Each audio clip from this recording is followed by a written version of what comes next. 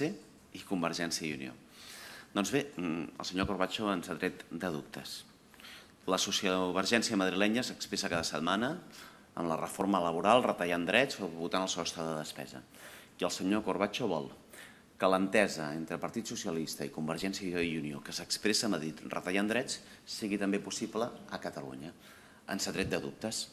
El ministre Corbacho, que venia a mobilitzar l'electorat socialista, a mobilitzar l'electorat d'esquerres, la primera proposta que fa és la possible entesa entre PSC i Convergència i Unió, potser per acabar fent les polítiques de retallades socials que ell mateix ha fet a Madrid i ha fet, en alguns casos, amb el suport de Convergència.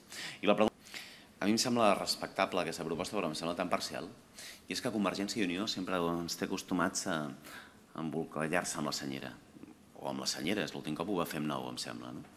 I ara ens fa una proposta, el concert econòmic, però és que no va del concert econòmic, va de les relacions Catalunya-Estat.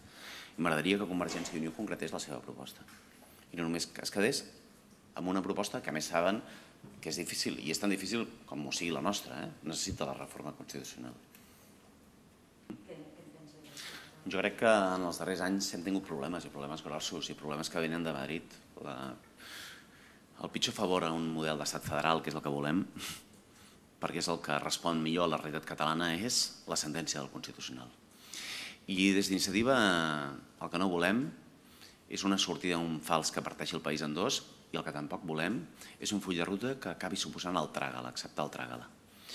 I sobretot el que entenem és que hem de començar a parlar de crisi econòmica, dels debats socials, de les propostes de retallada de drets i de la necessitat d'ampliació de drets.